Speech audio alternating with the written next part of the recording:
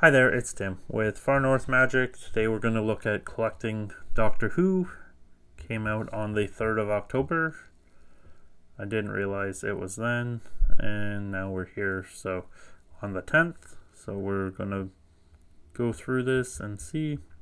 So Doctor Who's turning 60. So they are partnering up with them to do some secret layers, collector boosters, and commander decks. The products come out on the 13th for the collector boosters and commander decks. And we got the set symbol here with the TARDIS. They're still doing booster fun, which is going to super infuriate some people and super make people some people happy.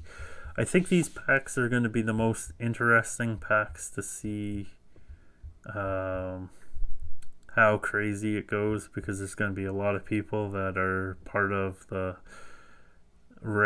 trying to rail against the game pieces and make stuff rare and make stuff expensive. Crowd is going to be super pissed at how these packs are formatted and how many rares and stuff you get in them. So I wasn't a big fan of the collector booster idea for this, because I thought that they weren't going to include the reprints in the collector boosters. But with them including the reprints, I'm a little less kind of like, this is not a great idea. But I guess we'll see.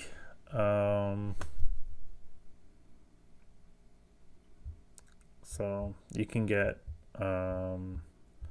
cards in, like the regular cards in the commander decks, and then traditional foils, and then some in surge foils. The interesting thing is going to be is some of the staples, how they do, because like what's a surge foil Soul Ring going to be worth, or surge foil Lightning Greaves or something. Like those might be something that's actually something that's worth something, because you're not getting them at a super common rate, compared to something like if they just did them as premium Warhammer decks, where you go get all the cards in one box for a crazy price. So we got a TARDIS showcase frame, kind of little cartoony bend on it. But it's kind of cool. 30 cards are like that. And you also have extended arts. I didn't anticipate that they'd put the rares and mythics, rare mythic reprints in, as I said before. So with that, it makes it a little more palatable for this, but it's still going to be interesting to see how the collector boosters and the decks interact, because if the cards in the decks got to be expensive, then you have the collector boosters hammering stuff down. But those cards might not even get expensive because the collector boosters, if they get opened. Although, like with the way the collector boosters are formatted, I'm not sure a lot of people are going to be super jazzed if they aren't big Doctor Who fans. The extended arts are in non-foil, foil, and surge foil.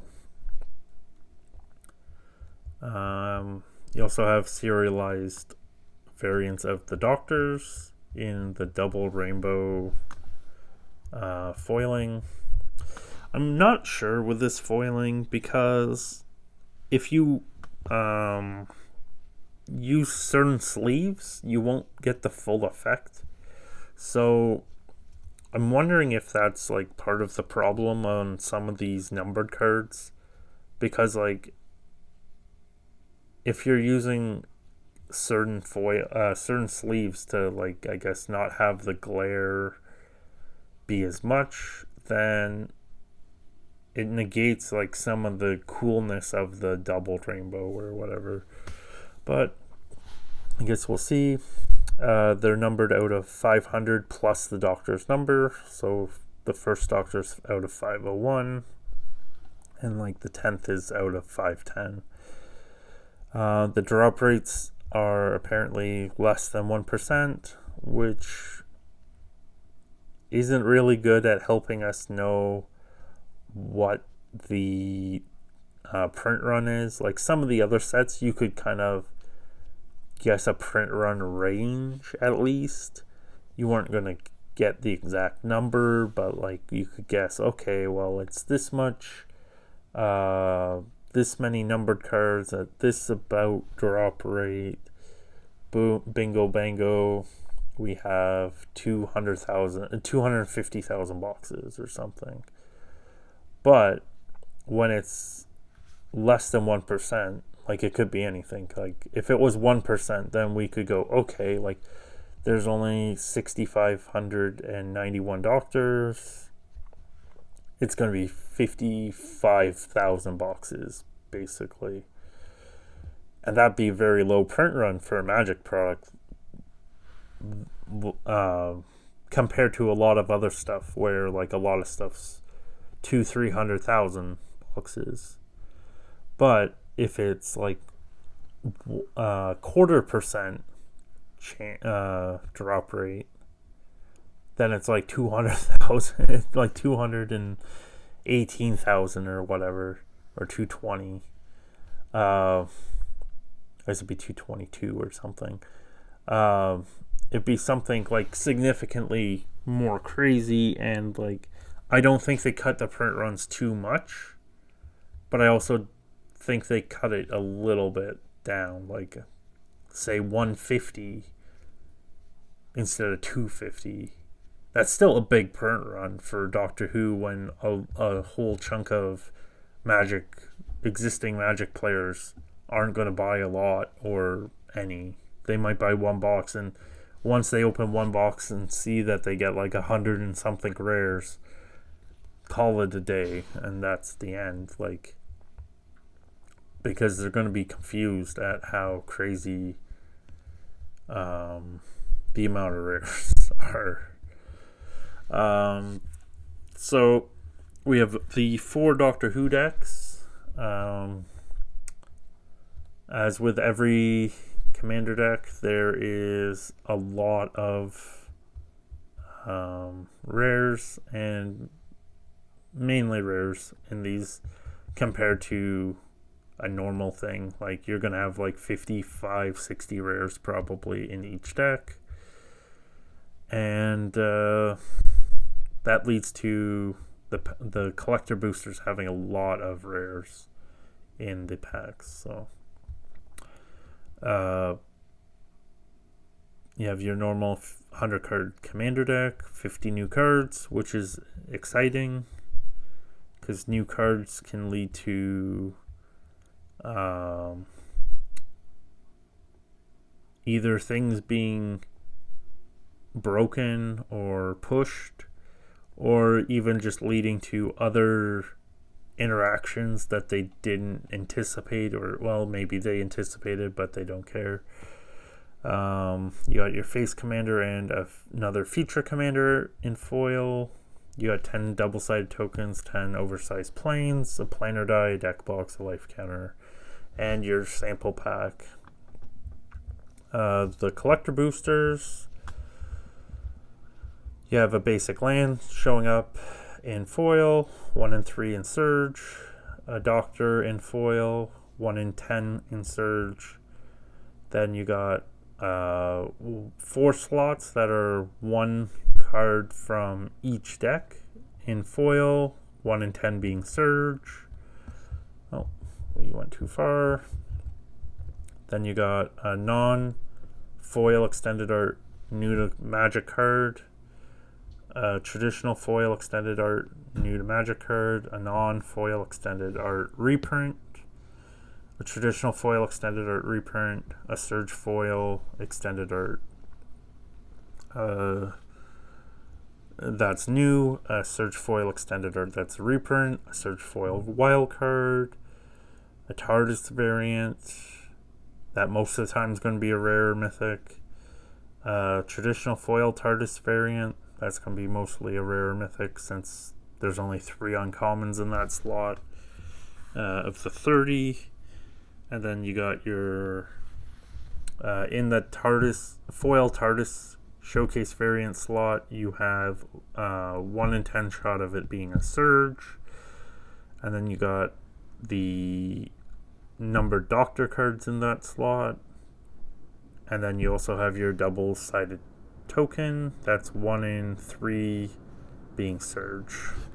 The one thing I did find very interesting with these decks is they did really good on the mana bases, and that's mainly where they focused their reprints. So for like this deck, you have like a Celestial Colonnade, but you also have like the Deserted Beach, the Dreamroot Cascade. So they hit the lands from the Midnight Hunt and Crimson Vow sets. They also hit the Canopy lands. So they hit Horizon Canopy, they hit Waterlogged Grove. And the one thing that they did with these decks is they like put them like in other decks as well. So I find that interesting with something like, in this case, Fiery Islet. Being patient with that, with Fiery Islet, is probably the best thing to do, because it's not only in one deck, it is in 3 of the decks. Because it is in all the decks that can carry it, along with like the Dreamroot Cascade again. And I think that's good in a way to get more of them out there, but I also think it's kind of bad that they didn't do a better job on the mana bases in the Commander Masters decks that were a premium but not premium product. Like, they were priced as a premium product, but they definitely weren't didn't have the care as much as these. And I think that's the one thing I like about the Universes Beyond decks, is they seem to take the care of like building good decks. But I guess we'll have to see how everything fares. Like, I think a lot of stuff will not hold, just because there's going to be too many of them. Like I can't see Fiery Islet holding at $6 even if it's a 3 of in the set of 4 decks, and then also in the collector boosters. It just won't. It just can't hold. Like, that's going to be $1 probably, which is good for availability, but not if you spend like $20 getting them. But again, probably just buy the cards you need to play at this point. Don't go crazy. Don't try and spec on a lot of stuff, because it just won't fare out. Like, I didn't think the Crimson Vow and Midnight Hunt lands, I don't have very many of them, but I kept I kept one extra of each of them that I had opened, and now I don't know. I think they're gonna go down quite a lot, which is fine. But like that's also one of the only things holding up Crimson Vow and Midnight Hunt as something to open.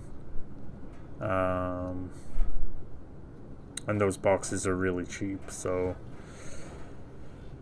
I don't know what they're gonna do with all the rest of them.